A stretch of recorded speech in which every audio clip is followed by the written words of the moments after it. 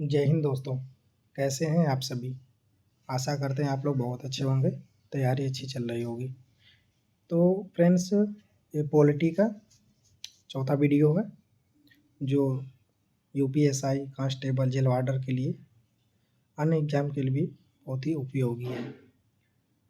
तो इसमें हम 25 क्वेश्चन कंप्लीट करेंगे। इससे पहले हमारी 3 वीडियो चैनल पे है, अपलोड है, आप लोग देख सकते हैं। जो क्वेश्चन हम करा रहे हैं बहुत ही इम्पोर्टेंट, महत्वपूर्ण क्वेश्चन है। आपको एग्ज़ाम में यहीं से क्वेश्चन जो है कि देखने को मिलेगा, आपका इससे बाहर नहीं पूछेगा, ठीक है। तो करीब 900 पॉलिटी के मोस्ट इम्पॉर्टेंट क्वेश्चन करा दूंगा, चौथा वीडियो है। तो वीडियो आप लोग देखिए, रिवीजन कीजिए, नोट्स बनाइए और कमेंट करके बताइए कि नहीं, हाँ आपको पसंद आ रहा है कि नहीं, अच्छा लग रहा है कि नहीं, पढ़ने में ठीक लग रहा है कि नहीं, ज़रूर बताइए, ठीक है। तो बढ़ते हैं आगे, देखते हैं क्वेश्चन, ठीक है। क्वेश्चन देखते हैं।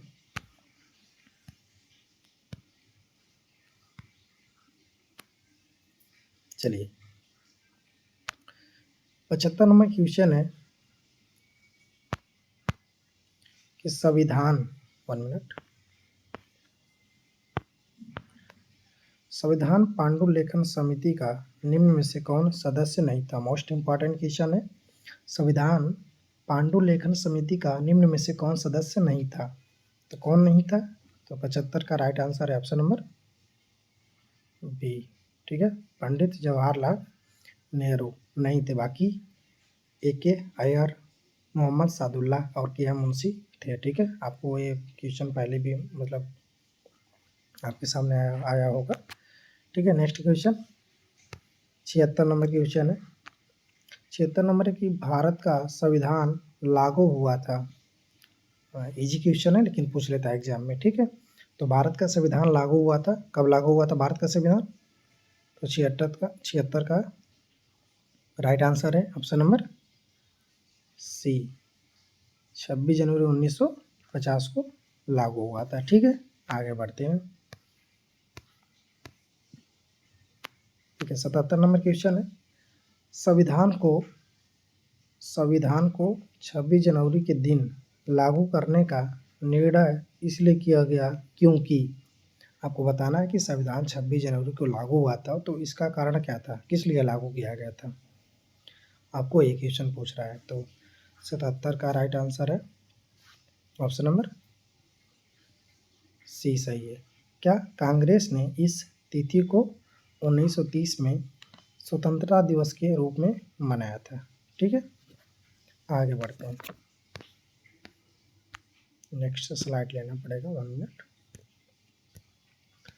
तो 78 नंबर क्वेश्चन है, देखिए आप लोग, दिया है कि भारतीय संविधान सभा में महिला सदस्यों की कुल संख्या कितनी थी।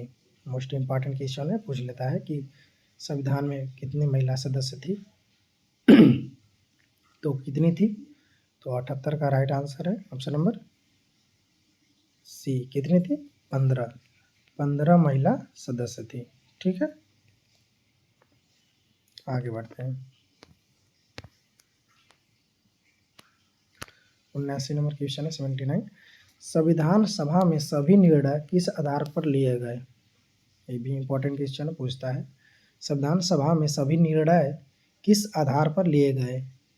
तो 79 का राइट आंसर है ऑप्शन नंबर सी, सहमति और समायोजना के आधार पर, ठीक है।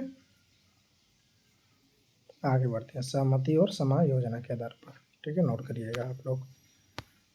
नेक्स्ट क्वेश्चन है 80 नंबर, देखते हैं। 80 नंबर दिया है कि भारतीय संविधान के किस भाग को उसकी आत्मा की आख्या प्रदान की गई है। भारतीय संविधान की किस भाग को उसकी आत्मा की आख्या प्रदान की गई है, किसे की गई है, तो 80 का राइट आंसर है ऑप्शन नंबर डी, किसे, प्रस्तावना को, ठीक है। आगे बढ़ते हैं,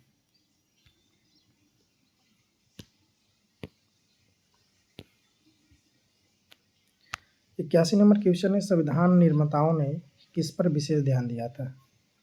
संविधान निर्माताओं ने किस पर विशेष ध्यान दिया था? तो विशेष ध्यान किस पर दिया था? तो 81 का right answer option number B. किस पर? प्रस्तावना पे। प्रस्तावना पे, ठीक है। आगे बढ़ते हैं।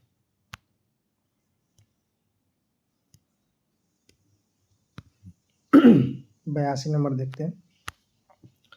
82 नंबर दिया कि भारत में जनप्रिय संप्रभुता है क्योंकि भारत के संविधान की प्रस्तावना शुरू होती है इन शब्दों से। तो किन शब्दों से शुरू होती है? तो 82 का राइट आंसर है ऑप्शन नंबर डी। किससे? हम भारत के लोग। हम भारत के लोग, ठीक है। आगे बढ़ते हैं। 83 नंबर दिया है। 83 नंबर क्वेश्चन बताइए कि भारत को गणतंत्र क्यों कहा जाता है? भारत को गणतंत्र क्यों कहा जाता है? तो क्यों कहा जाता है?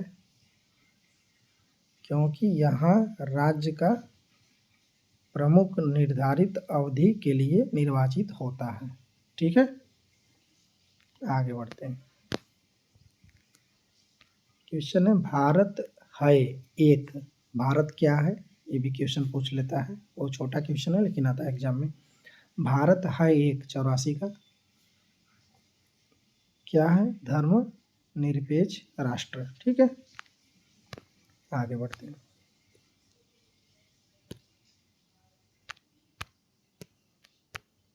85 नंबर क्वेश्चन है।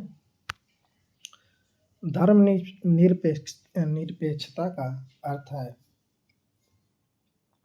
धर्म निरपेक्षता का अर्थ है। तो 85 का राइट आंसर है ऑप्शन नंबर सी। राज्य सरकार द्वारा किसी धर्म को स्वीकार नहीं करना, ठीक है। आगे बढ़ते हैं।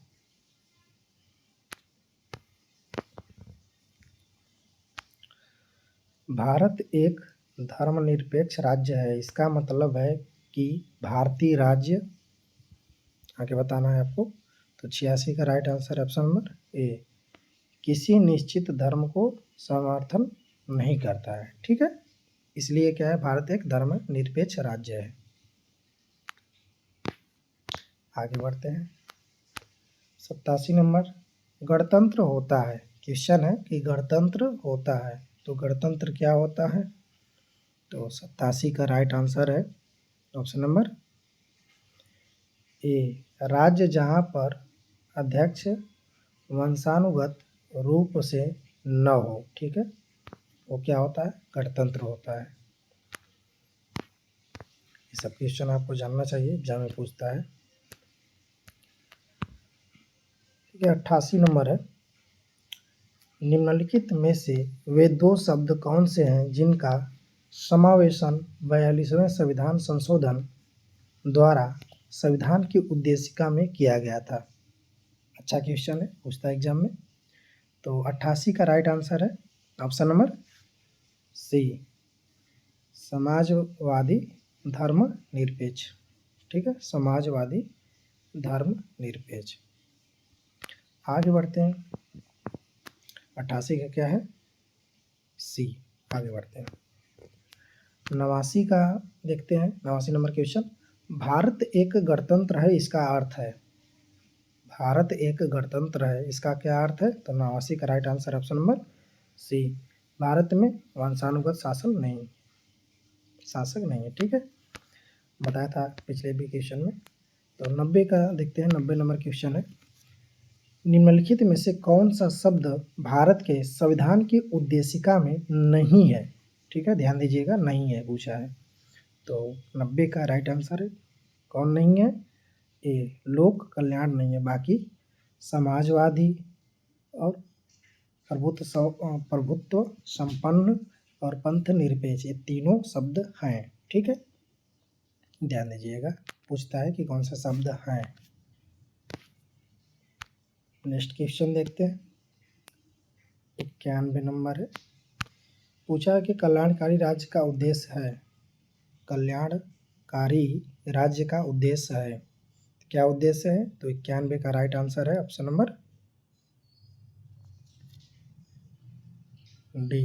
उपरोक्त में से कोई नहीं, ठीक है। आगे बढ़ते हैं। 92 नंबर क्वेश्चन देखते हैं। 92 में दिया कि भारत को एक गणराज्य मुख्य रूप से माना जाता है क्योंकि भारत को एक गणराज्य मुख्य रूप से क्यों माना जाता है, आपसे पूछ रहा है क्वेश्चन। तो 92 का राइट आंसर है ऑप्शन नंबर बी, राज्याध्यक्ष का चुनाव होता है। राज्याध्यक्ष का चुनाव होता है, ठीक है। 92 का बी। आगे बढ़ते हैं, ऐसा क्वेश्चन आप नोट करिएगा। 93 नंबर है, संविधान की प्रस्तावना में प्रयुक्त शब्द सेक्युलर का अर्थ है। सेक्युलर का क्या अर्थ है, आपसे पूछ रहा है। तो 93 का राइट आंसर है ऑप्शन नंबर बी। क्या अर्थ है? सभी नागरिकों को धर्म एवं उपासना की स्वतंत्रता, ठीक है। आगे बढ़ते हैं।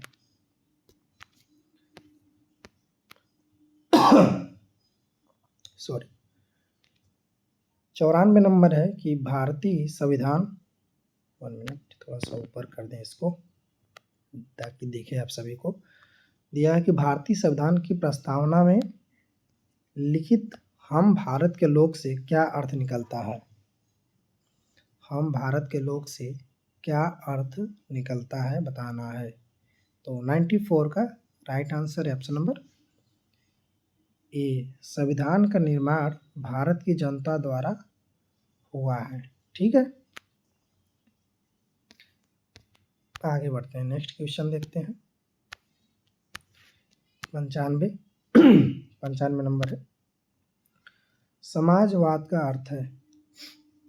समाजवाद का अर्थ है, तो समाजवाद का क्या अर्थ है।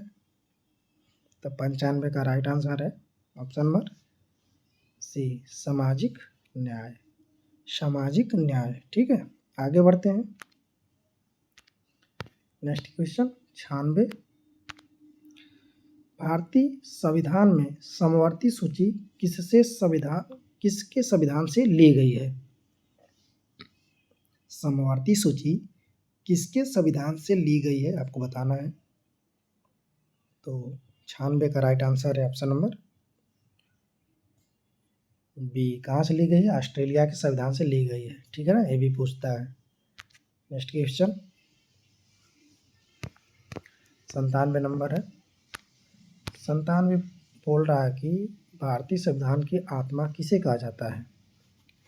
भारतीय संविधान की आत्मा किसे कहा जाता है, तो किसे कहा जाता है,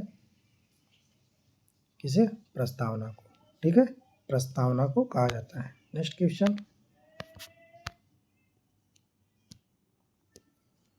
98 नंबर है, 98 कह रहा है कि भारत में लौकिक सार्वभौमिकता है क्योंकि संविधान की प्रस्तावना आरंभ होती है। कहाँ से आरंभ होती है, तो 98 का राइट आंसर है ऑप्शन नंबर सी, हम भारत के लोग, पहले भी बताए थे। 99 नंबर क्वेश्चन, भारतीय संविधान की प्रस्तावना पर किस क्रांति का प्रभाव नहीं झलकता है।